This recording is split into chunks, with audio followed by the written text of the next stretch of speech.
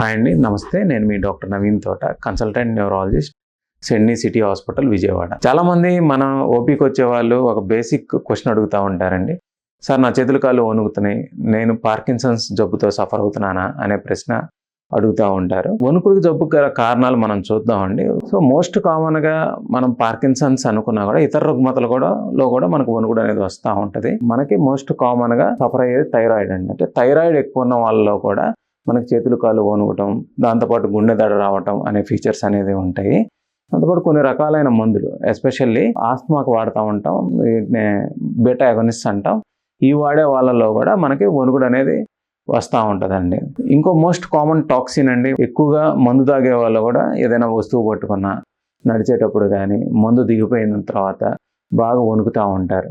దీన్ని మనం డెలీరియం ట్రెమన్స్ కానీ, ఆల్కహాల్ విత్డ్రాయల్ సిండ్రోమ్ అని కానీ అంటూ ఉంటామండి. ఇవి కాకుండా దీర్ఘకాలం వణుకుడు గల కారణాలు మనం చూద్దామండి. ఎస్పెషల్లీ వంశపారంపర్యత ఉండి మనకి వణుకుడు రావటం, పని చేసేటప్పుడు మనం పార్కిన్సన్స్లో చూస్తే ప్రిడామినెంట్గా రెస్ట్లో ట్రెమర్ వస్తుంది.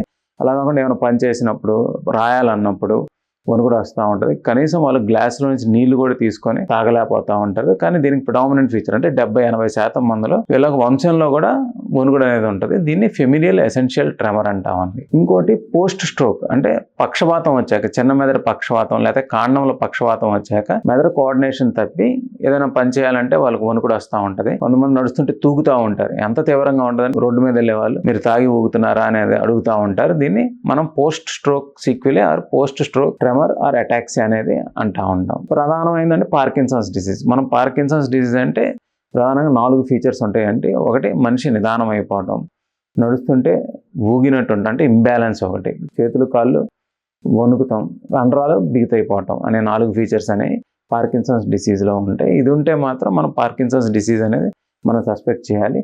వీటిలో జనరల్గా ఫ్యామిలీ హిస్టరీ నెగిటివ్ ఉంటుంది. 5% ఆఫ్ ద పేషెంట్స్ అంటే పార్కిన్సన్స్ డిసీజ్ సఫర్ అయ్యే వాళ్ళలో 5% మందిలో మాత్రమే ఫ్యామిలీ హిస్టరీలో పాజిటివ్ అనేది ఉంటుందండి. వణుకుడు అనేది ఒక సిమ్టమ్ మాత్రమే. దీంట్లో పార్కిన్సన్స్ డిసీజ్ అనేది ఒక భాగము. ఇతర ఫీచర్స్ లైక్ ఆల్కహాల్ కానీ, కొంతమందికి న్యూరోపతి ఉన్న, కొన్ని రకాల మందులు వాడుతున్నా వీళ్ళకి కూడా వణుకుడు వచ్చే అవకాశం అనేది ఉంటుంది. స్పెసిఫిక్గా మనం కారణం తెలుసుకుని దానికి వైద్యం చేస్తే 50% ఆఫ్ ద పేషెంట్లో వణుకుడు అనేది కంప్లీట్గా తగ్గిపోతుందండి. Thank you.